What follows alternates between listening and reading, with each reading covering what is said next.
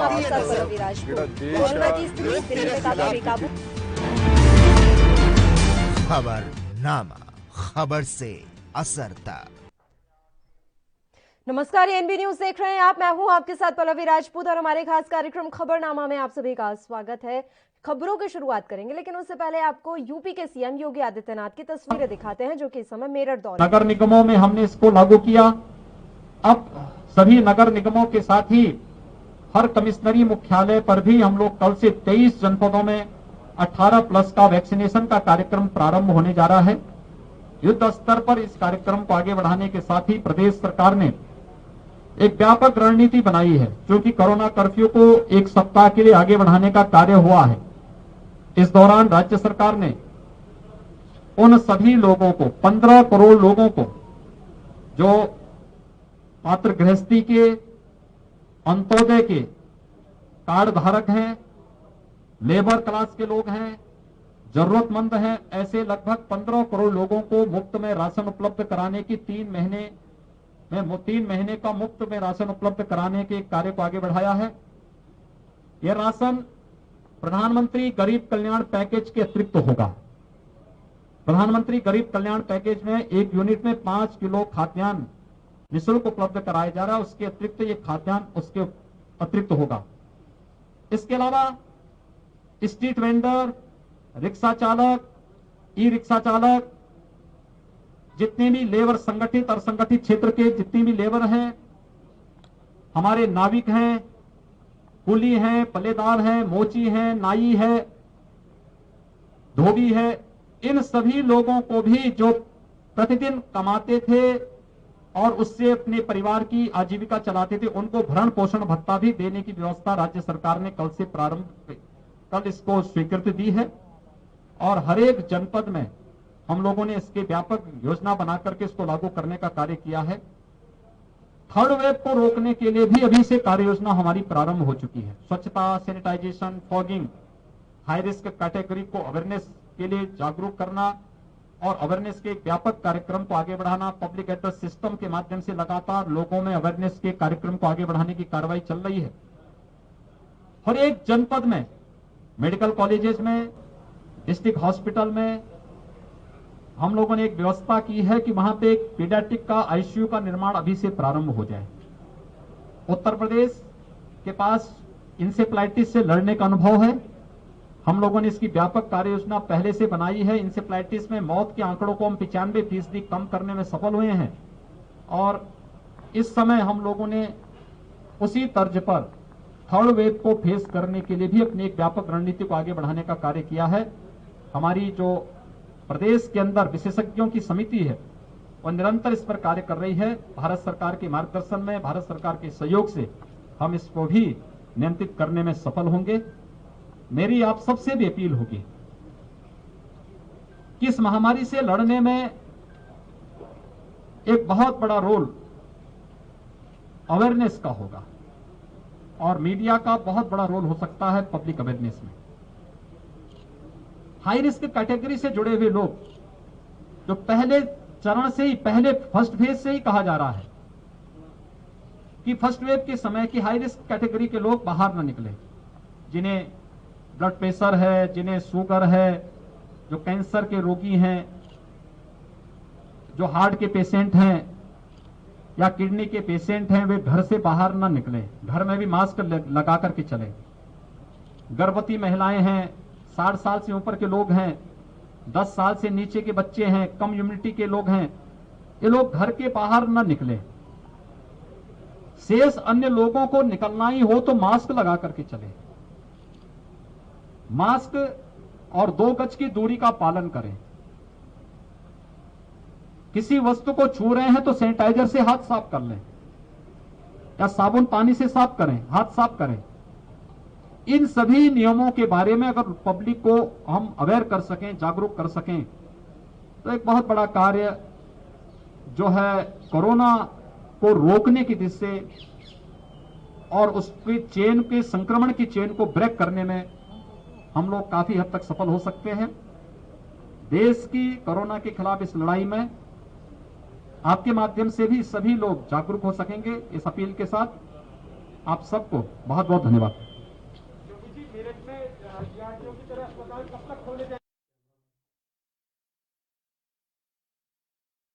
और वहीं ये बड़ी खबर हम आप तक पहुंचा रहे हैं। आज 10,600 नए केस आए हैं। सीएम योगी आदित्यनाथ ने ये जानकारी दी है। राज्य के 15 करोड़ लोगों को मुफ्त राशन दिया। सीएम योगी आदित्यनाथ ने ये भी जानकारी साझा की है।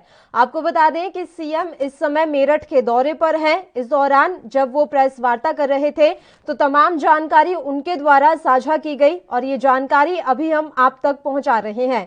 अपने प्रेस वार्ता के दौरान उन्होंने क्या कुछ कहा, इस समय आप अपने टेलीविजन स्क्रीन पर देख रहे हैं। उन्होंने जानकारी दी है कि आज 10,600 केस आए हैं कोरोना के। इसके अलावा उन्होंने बताया कि 15 करोड़ लोगों को मुफ्त राशन दिया गया।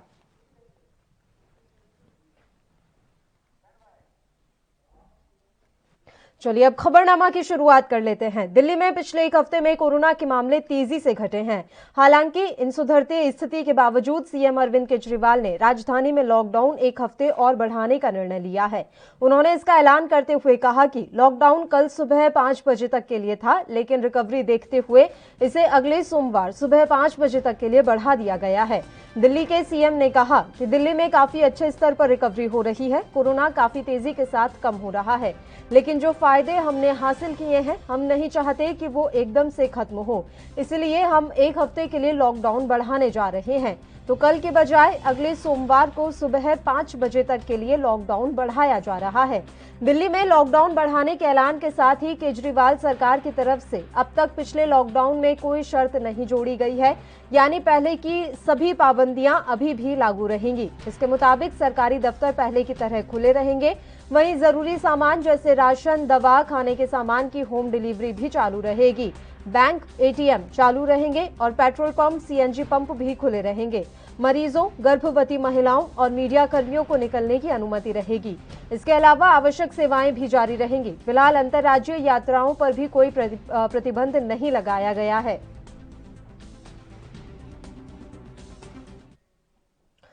तो राजधानी दिल्ली में कोरोना का संक्रमण अब कमजोर पड़ने लगा है, लेकिन इससे हो रही मौतों का आंकड़ा अब भी 300 के आसपास बना हुआ है। इस बीच सीएम अरविंद केजरीवाल ने दिल्ली में लगे लॉकडाउन की अवधि को एक बार फिर बढ़ा दिया है। इस दौरान उन्होंने क्या कुछ कहा, आइए आपको सुनाते हैं। मुझे कुछ एक आध शिकायतें मिली थी कल परसों में कि जो हम वीडियो के जरिए बात कराते हैं लोगों की, कि अगर कोई पेशेंट है वो अपने रिश्तेदारों से बात करना चाहता है। इस वक्त हम समझ सकते हैं कि जो पेशेंट हैं अगर उनको इमोशनल और साइकोलॉजिकल स्ट्रेंथ मिलती है तो पेशेंट की रिकवरी बहुत फास्ट होती है। एक तरफ रिलेटिव्स उसके जो हैं वो बड़े टेंशन में होते हैं कि हमारे पेशेंट का क्या चल रहा है। पेशेंट भी अपने रिश्तेदारों से बात करना चाहता है। तो ये सर्विस हमने शुरू की थी जिसमें कुछ बाधाएं आ गई थी, तो उसकी मुझे एक आध शिकायत मिली थी, अब वो ठीक कर ली गई हैं। अभी मैंने खुद कुछ पेशेंट्स के साथ बात की है और जो भी अड़चने थी वो सारी अड़चनें पूरी कर ली गई है। तो पूरी उसके साथ सब डॉक्टर्स, सब नर्सेज, सब लोग लगे हुए हैं। दूसरा कि कल सुबह लॉकडाउन कल सुबह 5 बजे तक के लिए था, उसको देखते हुए जो अभी रिकवरी हो रही है दिल्ली के अंदर काफ़ी अच्छे स्तर पे रिकवरी हो रही है। कोरोना काफ़ी तेज़ी के साथ कम हो रहा है, लेकिन जो गेन्स हम लोगों ने पिछले कुछ दिनों में किए, हम नहीं चाहते कि वो एकदम से ख़त्म हो। तो अभी एक हफ्ते के लिए लॉकडाउन को हम और बढ़ाने जा रहे हैं। तो कल की बजाय अगले सोमवार को सुबह 5 बजे तक के लिए दिल्ली में लॉकडाउन बढ़ाया जा रहा है। पिछले 24 घंटे में भी लगभग 6,500 केसेस आए हैं, लेकिन पॉजिटिविटी रेट 1% और कम हो गया है। 10% के करीब पॉजिटिविटी रेट आ गया है, जो कल 11% था। केसेस 6,500 आए हैं। मैं उम्मीद करता हूं कि अगले एक हफ्ते में और ज़्यादा रिकवरी होगी। तो मैं समझता हूं कि अब धीरे धीरे दिल्ली जो है वो ट्रैक पे आती जा रही है। छूट रही क्या, जैसे मेट्रो को आपने पिछली बार? अभी फिलहाल एज इट इज़ चल रहा है, अभी कोई छूट वो नहीं है। कोई जो पिछले हफ्ते था वही अगले हफ्ते। वो हमने केंद्र सरकार को भी लिखा हुआ है, हमने दोनों कंपनियों को भी लिखा हुआ है कि भाई आप हमें वो दीजिए, वैक्सीन दीजिए, लेकिन अभी वैक्सीन के आने का कोई इंडिकेशन नहीं है। ना ब्लैक फंगस के बारे में कुछ कहना चाहेंगे आप? जैसे कि कोविड के लिए मास्क जरूरी है, तो ब्लैक फंगस के लिए सबको चश्मा जरूरी होना चाहिए कि नहीं होना चाहिए? उसके लिए जो भी एहतियात बरतने की जरूरत है दिल्ली सरकार वो सारी एहतियात बरतेगी। जो भी कदम उठाने की जरूरत है हम कदम उठाएंगे। Thank you.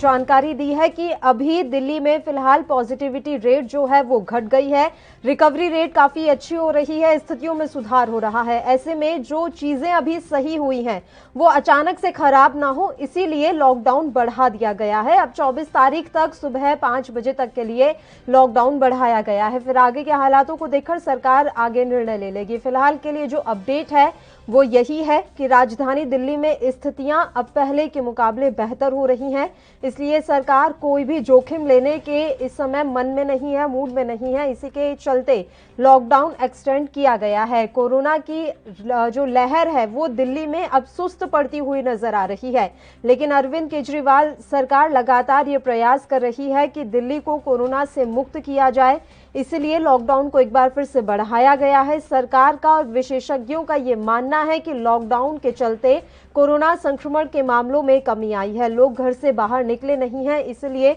जितने भी संक्रमण का मामले थे वो कम होते हुए नजर आए हैं। पॉजिटिविटी रेट काफी कम हुई है, ऐसी जानकारी खुद सीएम अरविंद केजरीवाल ने दी है।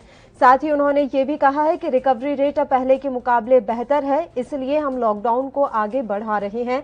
7 दिन के लिए यानी कि 1 हफ्ते के लिए ये लॉकडाउन फिर से बढ़ाया गया है। अब 24 तारीख तक के लिए लॉकडाउन रहेगा दिल्ली में। इस दौरान पहले वाली पाबंदियां ही लागू रहेंगी, यानी कि सरकारी दफ्तर खुले रहेंगे, जो आवश्यक सामान की दुकानें हैं वो अभी भी खुली रहेंगी। अंतर्राज्यीय बस सेवाओं पर किसी तरह का कोई प्रतिबंध नहीं है, तो ये तमाम व्यवस्थाएं और सुविधाएं अभी भी सरकार की तरफ से दी गई हैं।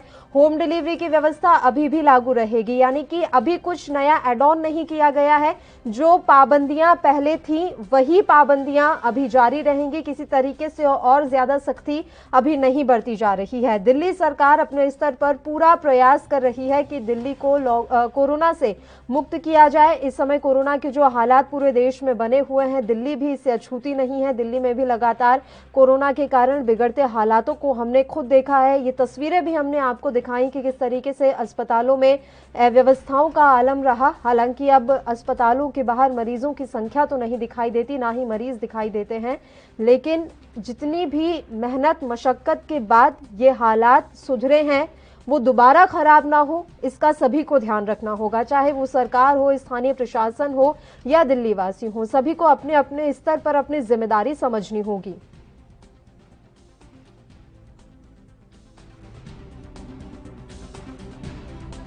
तो दिल्ली में लॉकडाउन को बढ़ा दिया गया है। कोरोना की लहर दिल्ली में सुस्त है, लेकिन सरकार अपने स्तर पर प्रयास कर रही है। पॉजिटिविटी रेट कम हुई है, ये और ज्यादा कम हो, ना के बराबर हो जाए, इसके लिए सरकार पूरी प्रयासरत है, चाहे वो केंद्र सरकार हो या दिल्ली सरकार हो, क्योंकि दिल्ली एक केंद्र शासित प्रदेश है, इसलिए केंद्र सरकार की भी पूरी जिम्मेदारी बनती है।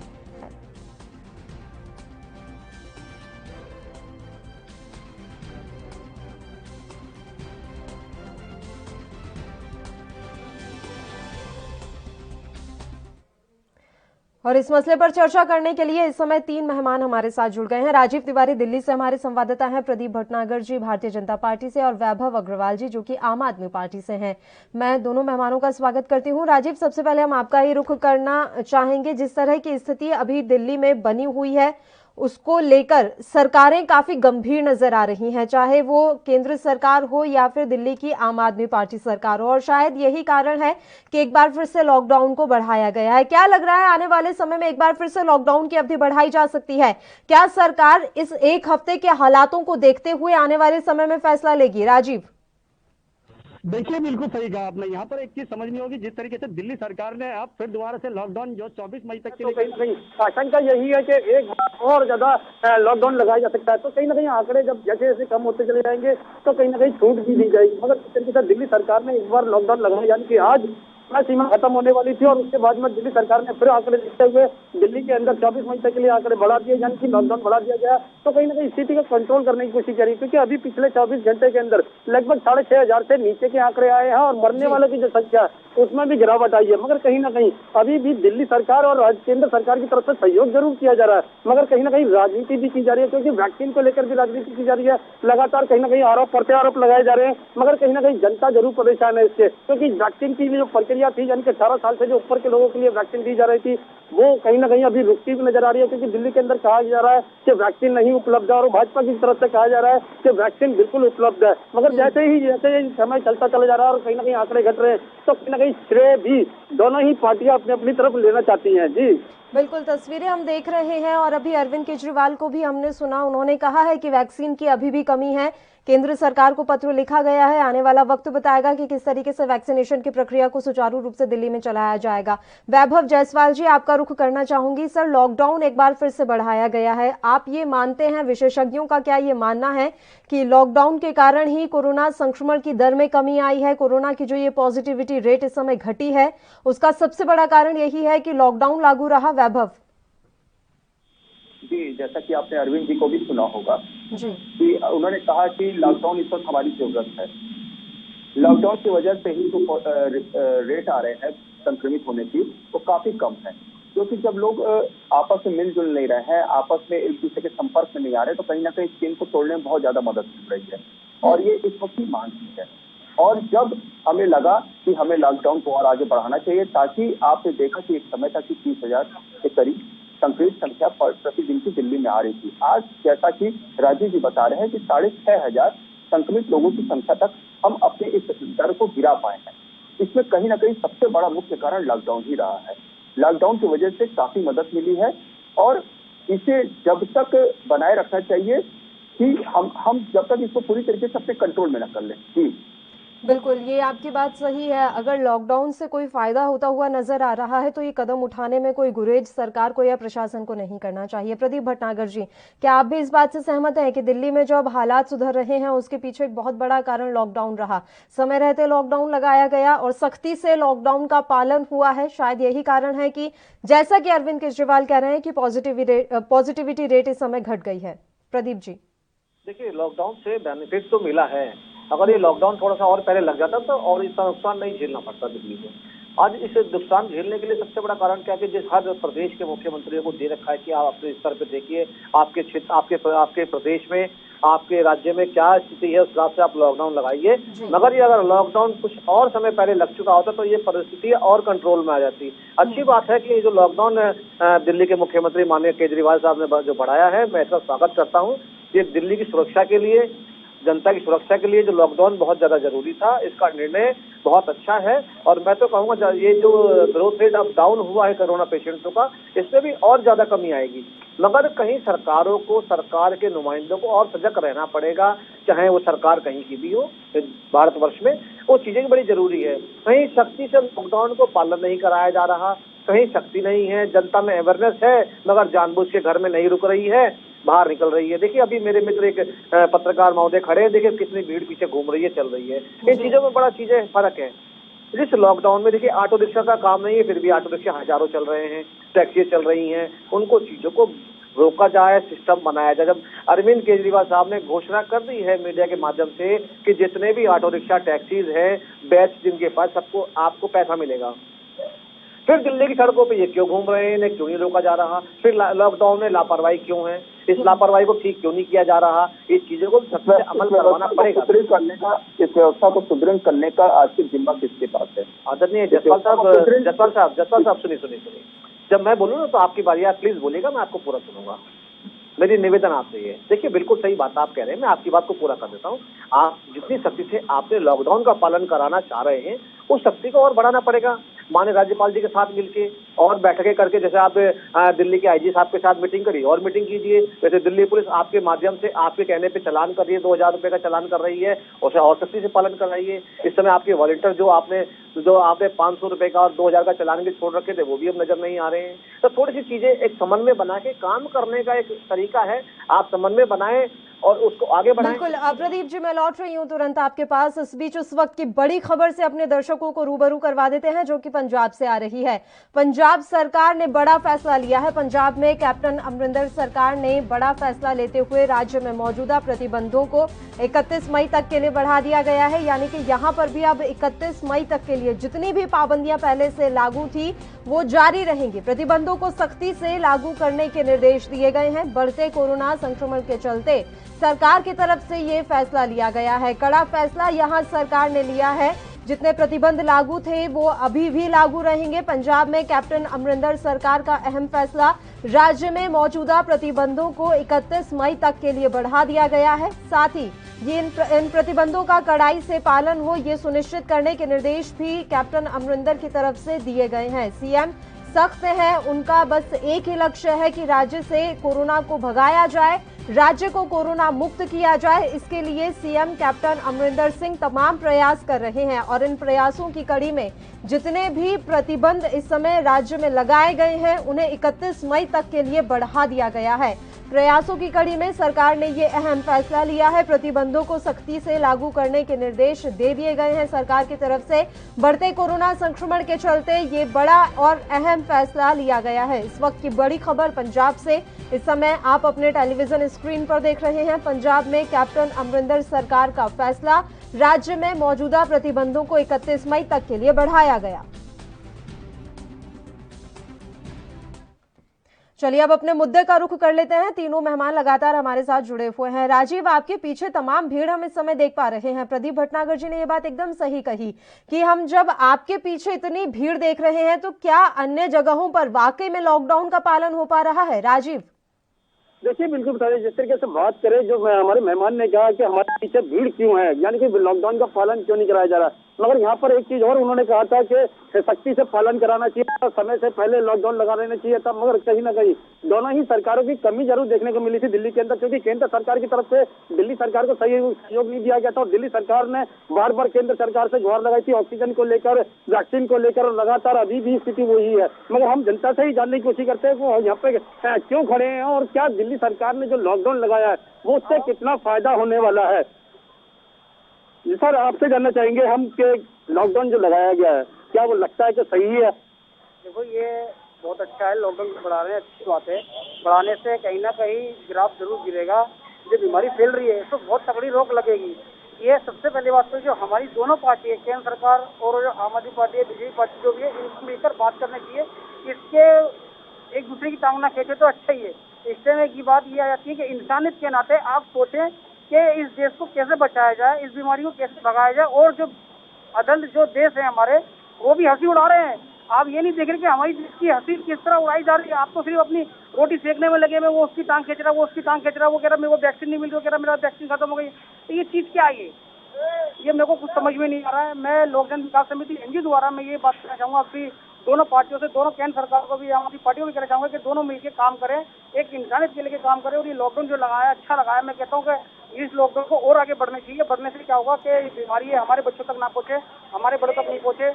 तो मैं अच्छा, वैक्सीन को लेकर राजनीति की जाएगी कि वैक्सीन दिल्ली सरकार कहती है वैक्सीन नहीं और केंद्र सरकार कहती है पर्याप्त वैक्सीन है। तो कहीं ना कहीं तो कमता ही है। चाहे केंद्र सरकार की लगा लो चाहे दिल्ली सरकार की लगा लो, कहीं ना कहीं कमी है। मगर वो अब इस अंदरूनी कहानी को कौन देखे? मीडिया जो दिखाती है वो इंसान देखता है। मगर जो अंदरूनी जो बात है, क्या केंद्र सरकार या दिल्ली सरकार को वो वैक्सीन देना नहीं चाहती, या तो वो ये चाहती है कि दिल्ली सरकार के ग्राफ नीचे गिरे, इनकी पार्टी की बदनामी हो, या दिल्ली सरकार ये चाहती है कि बीजेपी की बदनामी हो। ये सब देखने की चीज है।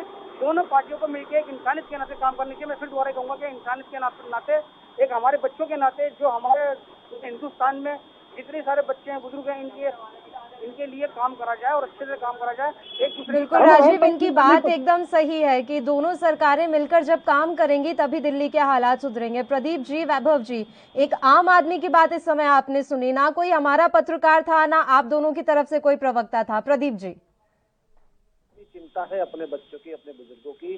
देखिए, आपके माध्यम से बिल्कुल स्पष्ट दिख रहा है और लाइव दिख रहा है।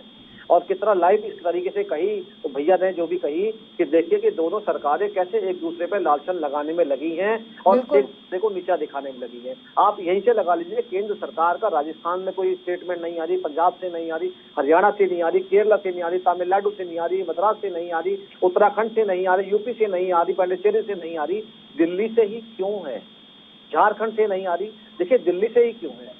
आपको जो पर्याप्त मात्रा में वैक्सीन चाहिए, जो जरूरतें हैं, जो आपको पर्याप्त मात्रा में जो है, जब भी लौट रही हूँ। वैभव जी बस 2 मिनट दे दीजिए सर। वैभव जी बस 2 मिनट दे दीजिए। 2 मिनट में मैं प्रदीप जी की बात कंप्लीट करके तुरंत आपके पास लौट रही हूँ सर। बस 2 मिनट बताइए प्रदीप जी। लूंगा बस मैं। देखिए, जहाँ देखिए जनता जो हम भी एक जनता है, पहले बाद में किसी पॉलिटिकल पार्टी से आते हैं। हम एक जनता को जो जरूरत है सरकार से, सरकार का काम है पूरा करने का, चाहे वो केंद्र की हो या प्रदेश की हो। मगर प्रदेश की सरकार जब भी लेटर लिख के भेजा है कि हम पे वैक्सीन खत्म हो रही है, वो समय पे आई है। मगर अफसोस की बात यह कि इनके प्रवक्ता आगे झूठ बोलते हैं, कभी उप मुख्यमंत्री आगे झूठ बोलते हैं, कभी मुख्यमंत्री आगे झूठ बोलते हैं। ये स्टेटमेंट मीडिया ने भी पकड़ी है। मैं तो फिर निवेदन यही करूंगा दिल्ली की सरकार से कि कृपया शांतिपूर्ण तरीके से इस महामारी को रोकिए, राजनीतिकरण ना कीजिए, मेरा निवेदन है। आप और सरकारों से सीखिए जो प्रदेशों के अंदर चल रही है, ये छींटाकाशी छोड़िए आप। मैं तो ये निवेदन करूंगा, जनता पिस जाएगी अगर आप ये करेंगे तो। बताइए वैभव जी, अब आप अपनी बात जारी रखिए। मैं प्रदीप जी से कहना चाहता हूं कि लाइव टीवी पे बैठ के झूठ बोलने की आदत भारतीय जनता पार्टी में हो चुकी है। लगातार इन लोग सिर्फ अपनी कमियों को छुपाने के लिए कैसे जनता को गुमराह किया जाए, यही कार्य लोग बैठ के कर रहे हैं। आज के इस महामारी के दौर में कोरोना में इन्होंने कहा वैक्सीन की कमी नहीं है।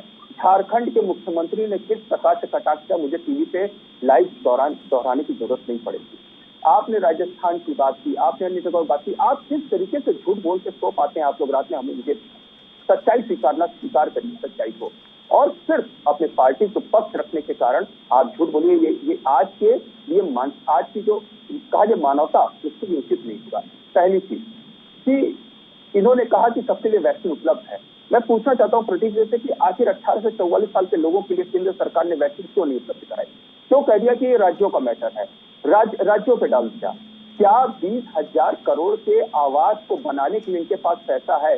लेकिन जो भारत, युवा भारत, और कहा जाता है कि दुनिया में भारत इस समय युवा देश है और यहाँ पे युवाओं की संख्या सबसे ज्यादा है, युवाओं के बल पे ये सत्ता में आए हैं, तो युवाओं का ख्याल इनको नहीं आया कि 18 से 44 वर्ष के लोगों को इन्होंने असहाय छोड़ दिया और ये बैठ के बात करते कि वैक्सीन की कमी नहीं है। अरविंद केजरीवाल जी ने जब 11 तारीख को प्रेस कॉन्फ्रेंस ली और मीडिया के माध्यम से ये बताया कि देश के अंदर 2 ही कंपनियां क्यों वैक्सीन को बनाएंगी, क्यों नहीं लाइसेंस अन्य कंपनी को दिया जाता है, जब लगातार आम आदमी पार्टी की तरफ से ये बयानबाजी की गई, तो आपको मालूम होगा कि 13 तारीख को केंद्र सरकार ने निर्णय लिया कि कोवैक्सीन जो है उसको अब अन्य कंपनियां भी बनाएंगी। उन्होंने 2 कंपनियों को इसका फॉर्मूला दिया।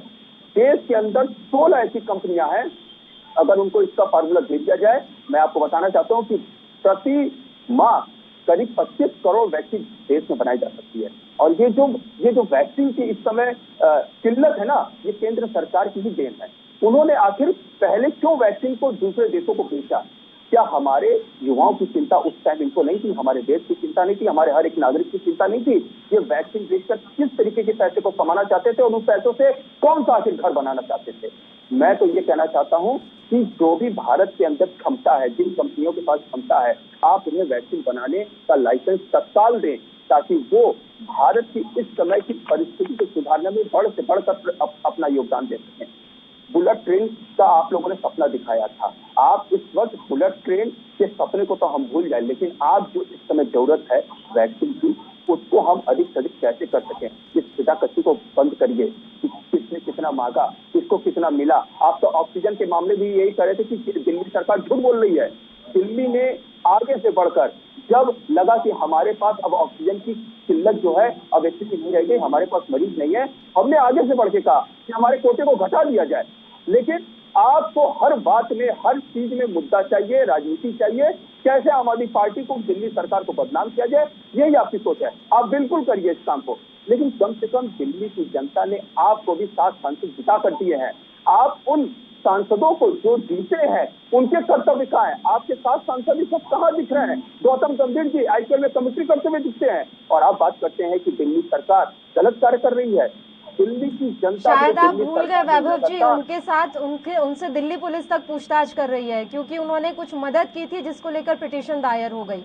तो अभी आप ये मत कहिए कि वो सिर्फ IPL में बैठे हुए हैं, वो मदद कर रहे हैं और आम आदमी पार्टी के विधायक भी कर रहे हैं। मैं ये किसी एक पार्टी का पक्ष नहीं ले रही हूँ, इस समय सब अपने अपने स्तर पर प्रयास कर रहे हैं। सर, अभी थोड़ी देर पहले एक शख्स जो दिल्ली से जुड़ा, उसने बोला कि छींटाकशी मत कीजिए, आपने भी वही बात कर दी, प्रदीप भटनागर जी ने भी वही बात कर दी। नहीं, मैं ये कहना चाह रहा हूँ कि उनकी जो जिम्मेदारी थी, जैसे इन्होंने कहा कि लॉकडाउन पहले लगाना चाहिए था, मैं भी पूछना चाहता हूं कि वो सांसद हैं, दिल्ली के सांसद हैं। आखिर जब कोरोना शुरू हुआ, महामारी के रूप में दिल्ली के अंदर फैला हुआ था, तो वो आखिर उस वक्त IPL में कमेंट्री क्यों कर रहे थे? उनको उस समय अपने सांसद होने का कर्तव्य नहीं समझ में आया? जब दिल्ली में फैल रहा था कोरोना तो अरविंद केजरीवाल भी पंजाब में रैलियों की प्लानिंग कर रहे थे। ठीक है सर, अभी हम बहुत ज्यादा पीछे चले जाएंगे तो बहुत सारी बातें खुलकर सामने आ जाएंगी। भला हो पंजाब सरकार का, जिन्होंने प्रतिबंध लगा दिया कि रैलियां उनकी मर्जी के बिना नहीं हो सकती, उनकी परमिशन के बिना पंजाब में नहीं हो सकती, इसलिए अरविंद केजरीवाल की रैली और सभा कैंसिल हो गई थी। और बताऊं मैं आपको, या और आपको सुनना चाहते हैं? मैं आपको बार बार कह रही हूँ सर, राजनीति मत कीजिए, आप पीछे वाली बातों पर मत जाइए। जो हाथ से निकल गया उसको लेकर क्यों बैठे हैं हम? आगे कैसे समाधान निकलेगा, समस्या का समाधान कैसे ढूंढें? हम समस्या की जड़ क्यों बनते हैं? समाधान की जगह समस्या की जड़ क्यों राजनीतिक पार्टियां बनती हैं, चाहे वो केंद्र सरकार हो या आम आदमी पार्टी? प्रदीप जी, मेरा ये सवाल आपसे भी रहेगा, हम समस्या का समाधान कभी नहीं ढूंढ पाते, समस्या का समाधान हम नहीं बन पाते, समस्या की जड़ हम जरूर बन जाते हैं। देखिए, आम आदमी पार्टी के बैनर के पीछे आगे बैठे हैं जायसवाल जी और भी जितने भी प्रवक्ता या नेता आते हैं आम आदमी पार्टी के, ये सब पुरानी वही रिपीट करते हैं, कांग्रेस की तरफ पुरानी बातें। अब गौतम गंभीर जी ऑक्सीजन, मगर ये नई चीजों पे नहीं आते, क्या चल रही है पहली चीज। देखिए, मैंने फिर कहूंगा, जायसवाल जी के संज्ञान में डाल दूं, शायद इन्होंने स्टेटमेंट देखी नहीं होगी, जो वैक्सीन बना रहे हैं वो कहा कि स्टॉक भरपूर नहीं कर सकते, एज ए रिक्वायरमेंट वो बनेगी और भेजी जाएगी वैक्सीन। देखिए, उत्तर प्रदेश की सरकार ने भी तो 5 कंपनियों को उसका ठेका दिया वैक्सीन का।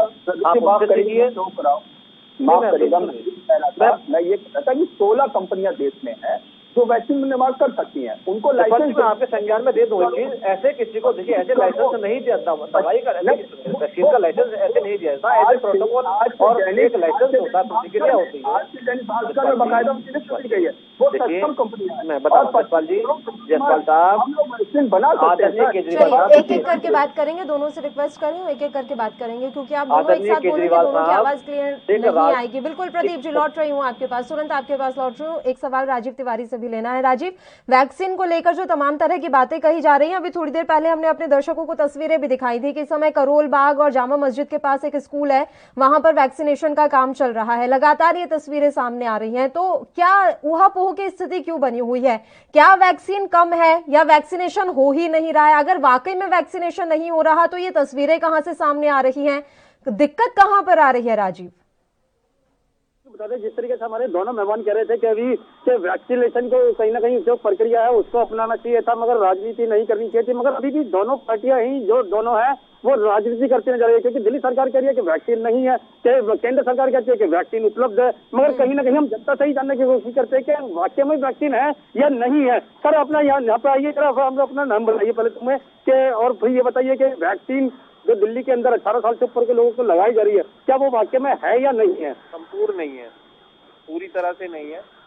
जितनी काउंटिंग बताई जा रही है उतनी है नहीं, और मुझे नहीं लगता कि और आगे भी आ सकेंगी। ये तो सिर्फ धोखाधड़ी चल रही है कि हमने भेज दिया और उनके पास नहीं है।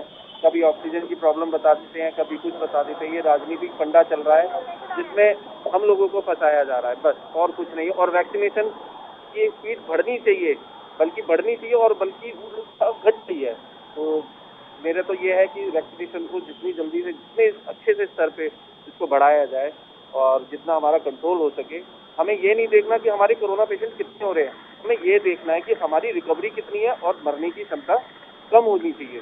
हमारा एक भी आदमी मरने का मतलब है सरकार की। अच्छा, एक सवाल बनता है कि दिल्ली सरकार कह रही है कि वैक्सीन उनके पास नहीं है और जो है वो भी खत्म होने वाली है, मगर 45 साल से ऊपर के लोगों को वैक्सीन लगाई जा रही है, मगर केंद्र सरकार कह रही है उनके पास पर्याप्त वैक्सीन है और वो दिल्ली सरकार को दे भी रहे हैं। हम इसमें कैसे निर्णय ले सकते हैं? ये तो गवर्नमेंट का है। एक गवर्नमेंट कह रही है कि हमने दे दिया, एक गवर्नमेंट कह रही है कि नहीं दी है। तो सेंट्रल और स्टेट वाले हम तो बीच में, हमें तो पता ही नहीं है ना, इनके बीच में हम कैसे बता सकते हैं कि उन्होंने भेजा है? वो कह रहे हमने भेजा है, ये कह रहे हमारे पास है नहीं है, तो हम कैसे पता चलेंगे? जब हमारे पास क्लियर होगा, क्लियर डिटेल होगी, तभी तो हम क्लियर करेंगे ना। हम कोई निर्णय पे पहुंचेंगे कि हाँ भाई तो उन लोगों ने भेजा है और हम पे वो आ चुकी है। हम जब तो निर्णय लेंगे कि हम पे डिटेल हो। जब हम पे कोई डिटेल ही नहीं होगी, हमसे तो जो कह देगा हम तो वो मान लेंगे। केजरीवाल कह देगा कि हमारे पास आ गई है तो हम वो भी मान लेंगे। गवर्नमेंट वो कह दे कि हमने नहीं दिया तो हम वो भी मान लेंगे, क्योंकि हमारे पास कोई डाटा नहीं है। जब तक हमारे पास डाटा नहीं होगा कि उन्होंने इतनी वैक्सीन भेजी थी और इतनी वैक्सीन लगी है, तभी हम आगे उसका प्रतिक्रिया कर सकते हैं कि हाँ इतनी वैक्सीनेशन लगी है और इतनी वैक्सीन वहाँ से भेजी गई है।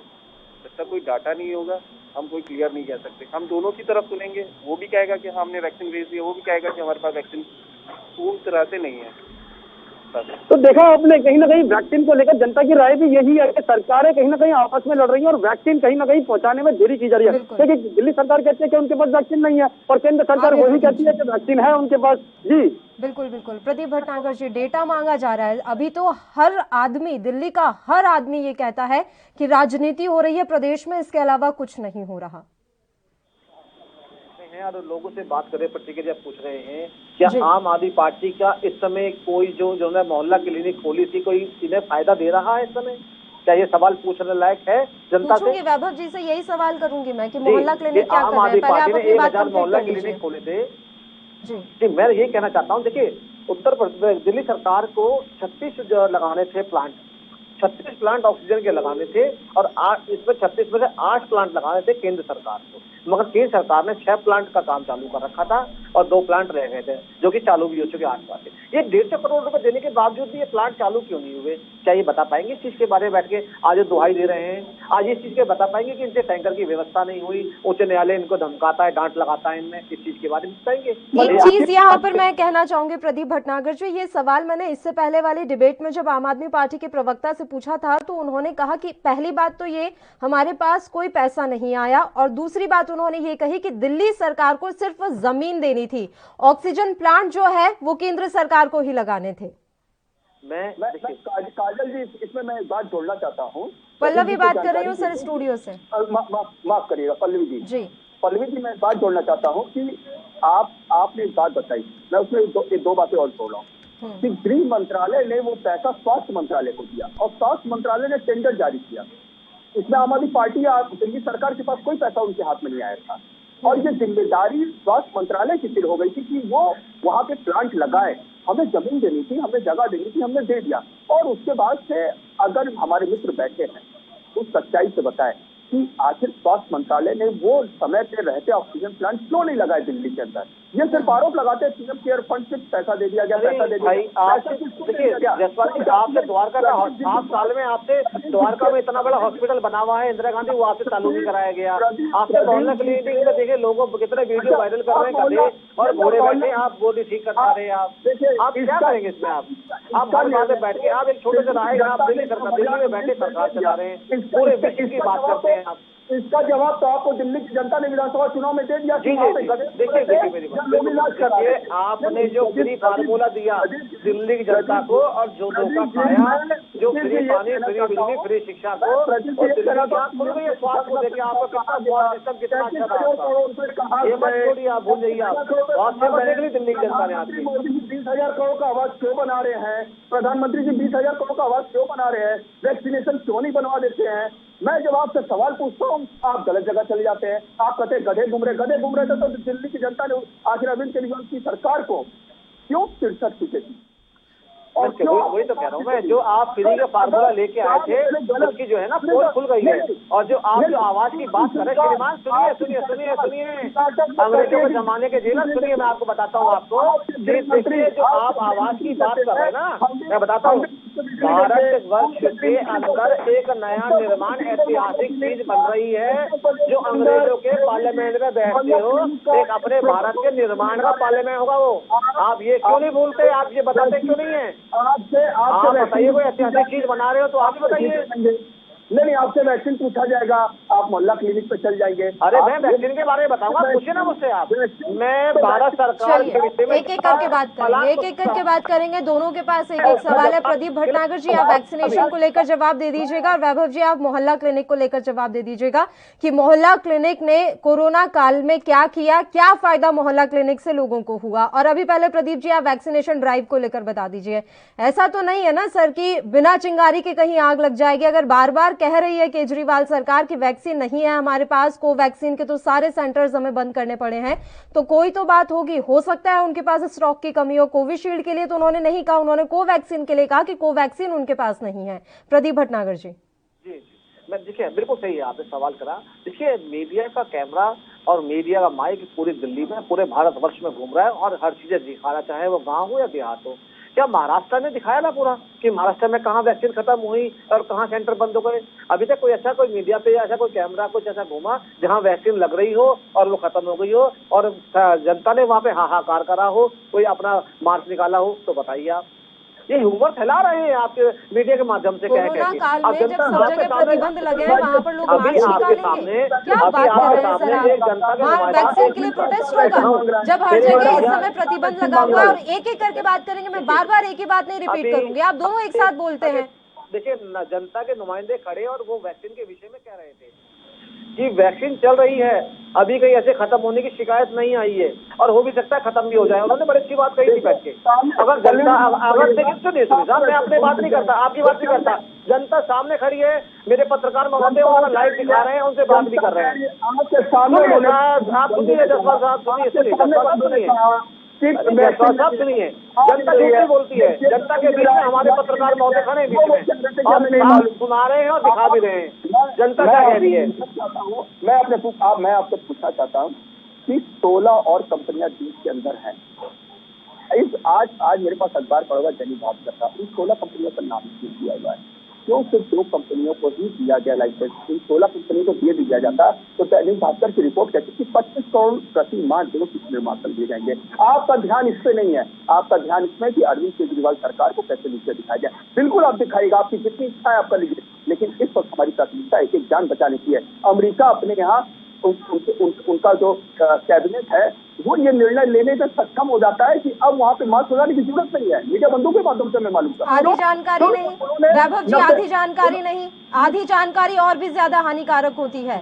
जिन्होंने दोनों वैक्सीन के डोज अमेरिका में ले ली है उनके लिए मास्क जरूरी नहीं है। पूरी बात बोलिए सर। मैं अपनी बात कंप्लीट कर रहा हूं। आप अपनी बात पूरी तरीके से कंप्लीट कीजिए, मुझे कोई प्रॉब्लम नहीं है, बस आधी जानकारी नहीं देंगे आप। पल्लू जी माफ करिएगा, आपने बीच में कह दिया, मैं उसी पे आ रहा था कि उन्होंने 90% से ऊपर दोनों डोज वहाँ की जनता को लग चुकी है। कारण ये है, मैं अपने प्रदीप जी को यही बताना चाह रहा था कि आखिर वहाँ पे ऐसा निर्णय क्यों लिया जा रहा है, क्योंकि वहाँ की सरकार ने समय रहते दिसंबर। अब आप ये भी बताइए कि अमेरिका में कौन सी वैक्सीन लगी है पब्लिक को, वो भी बता दीजिए। अरे अब वो भी बताइए आपकी कौन सी वैक्सीन लगी अमेरिका में, वही बताइए आप थोड़ा सा। नहीं प्रदीप नहीं, बताइए सर, मैं आपके वो सुनना चाहूंगा, जनता भी सुने कि वहाँ कौन सी वैक्सीन गई थी और लगी है, वही बताइए ना। कौन सी लगी है, कौन सी लगी है बताइए, आपसे बता दीजिए। हमारे आपको इतना पता तो वही पता होगा सर, वो भी लिखा हुआ है अखबार में, वो भी लिखा हुआ है, आपने बहुत बढ़िया पढ़ा है। आप उसे पूरा कीजिए। मेरा निवेदन है जसवाल जी, कोविड थी, हम 2 ही कंपनियों पे काम करेंगे। हम अभी जब चुनाव से अब हम खाली हो चुके हैं तब मैंने कहा कि वहाँ पे कौन सी वैक्सीन लगाई गई अमेरिका में, वो बताइए ना। आप अधूरा मत ज्ञान मत दीजिए ना। नहीं, अधूरा ज्ञान नहीं है, मैं ज्ञान नहीं दे रहा हूँ। आप बताइए ना, अमेरिका में कौन सी वैक्सीन लगाई, ये भी तो बताइए ना, कौन सी वैक्सीन भी लगाई गई, वो बताइए। बताइए कि अभी तक आपने वैक्सीनेशन को लाइसेंस क्यों नहीं दिया था वहाँ की कंपनी? अरे भाई, लाइसेंस सर्टिफिकेट सिस्टम होता है चीज का, आपको ये नहीं पता क्या? जसवाल जी, माननीय मुख्यमंत्री IIT करके आए। ठीक है प्रदीप भटनागर जी, वो प्रक्रिया पूरी करते करते कहीं ज्यादा देर ना हो जाए, बस इस बात का आप ख्याल रखिएगा, मैं यही उम्मीद करूंगी। फिलहाल समय की कमी है, इसलिए मैं दोनों ही मेहमानों को यहाँ रोकना चाहूंगी। आप दोनों का शुक्रिया तमाम चर्चा करने के लिए, आप हमारे साथ जुड़े। राजीव, आपका भी धन्यवाद, तमाम जानकारी आपने हम तक पहुंचाई। और इसी के साथ खबरनामा में फिलहाल के लिए इतना ही, मुझे दीजिए इजाजत, नमस्कार।